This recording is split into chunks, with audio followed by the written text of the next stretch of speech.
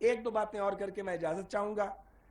جناب وزیر اعظم، یہ جو ریلوے کے افسران ہیں یہ بہترین قابل افسران ہیں.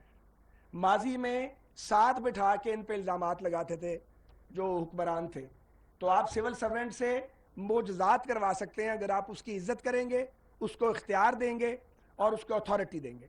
اور آپ کو بہت اچھی طرح پتہ ہے پاکستان ریلویز میں کوئی سیاسی مداخلت نہیں ہے، اور وزیر ریلوے کا یہ بالکل کام نہیں ہے کہ وہ پوسٹنگ کرے، پروموشن کرے، لوگوں کو نوکریاں دے. کیونکہ ایک وزیر جو ہے اس کا کام ہے کہ وہ محکمہ چلائے، نہ کہ اپنے حلقے مضبوط کرے. یہ کلچر ریلوے میں پوری طرح موجود ہے. یہاں پہ جو افسران ہیں ان کی پروموشن، ٹرانسفر، پوسٹنگ صرف میرٹ کی بنیاد پہ ہوتی ہے اور ریلیونٹ اتھارٹی کرتی ہے. یہاں پہ کچھ ایشوز ہیں.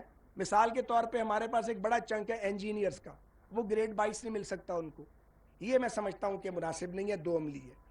جو انجینئرز ہیں ساری زندگی محنت کرتے ہیں، ان کو بھی موقع ملنا چاہیے کہ وہ گریڈ 22 حاصل کریں. گریڈ 22 ایک مخصوص طبقے تک محدود نہیں رہنا چاہیے. اسی طرح ہمارے پاس پچھلے دور میں گریڈ 22 کی دو پوزیشنز ہمیں ملی تھی، دونوں ایک سی او ریلویز کے لیے اور ایک سیکٹری ریلویز کے لیے. تو اس میں بھی ہمیں آپ کی مزید مدد کی ضرورت ہوگی. ہم آپ کو یہ یقین دلاتے ہیں کہ ہم پرائیویٹ سیکٹر کے تعاون سے پاکستان ریلویز کو آگے لے کے جائیں گے. ہمارے محنت کش دن رات محنت کرتے ہیں، ایماندار لوگ بہت یہاں موجود ہیں. صرف انہیں پہچاننا ہے اور انہیں کام پہ لگانا ہے، تو یہ کام جو ہے یہ آگے بڑھ سکتا ہے اور یہ کام چل سکتا ہے. ایک گزارش اور وہ یہ ہے کہ ہماری جو زمینیں ہیں ریلویز کی، اس پہ سپریم کورٹ کا آرڈر ہے کہ ریلوے کے نام کریں. پچھلے دور میں یعنی جو نواز شریف صاحب کا دور تھا اس میں خیبر پختونخوا اور بلوچستان میں زمینیں ریلویز کے نام ہو گئیں، لیکن آپ کے صوبے میں اور سندھ میں یہ زمینیں ہمارے نام نہیں ہو سکی. اب اللہ کے فضل سے آپ چیف ایگزیکٹو ہیں پاکستان کے، تو میری استدعا ہوگی کہ اس میں آپ ہماری مدد کریں. یہ لینڈز ریلوے کے استعمال میں ہے. اگر ان کا ٹائٹل ریلوے کے نام سپریم کورٹ کے آرڈر کے مطابق کر دیا جائے اور صوبے دل بڑا کریں تو یقین کیجئے ہم معجزات کر سکتے ہیں، میریکلز کر سکتے ہیں.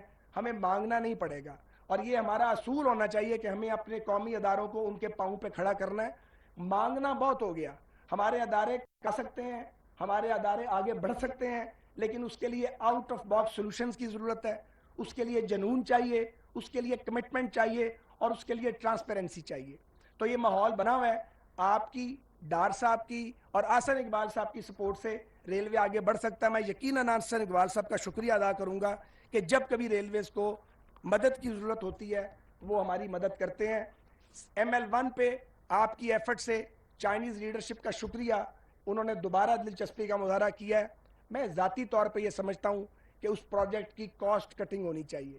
اس پہ میں کام کروا رہا ہوں، کیونکہ جب ماضی میں ہم نے وہ پلان کیا تھا پاکستان کی معاشی حالت بہتر تھی. اب ہم یہ سمجھتے ہیں ریلوے والے کہ اس اکنامک سچویشن کے اندر ہمیں کم سے کم لون لے کے سافٹ ٹرمز کے اوپر اپنی ML1 کو ٹھیک کرنا چاہیے.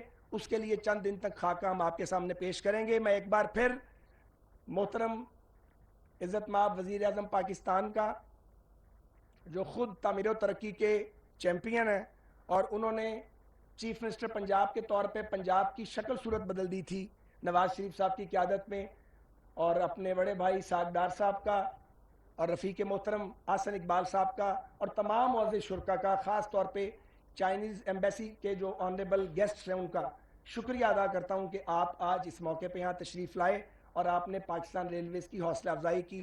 پاکستان پائندہ باد.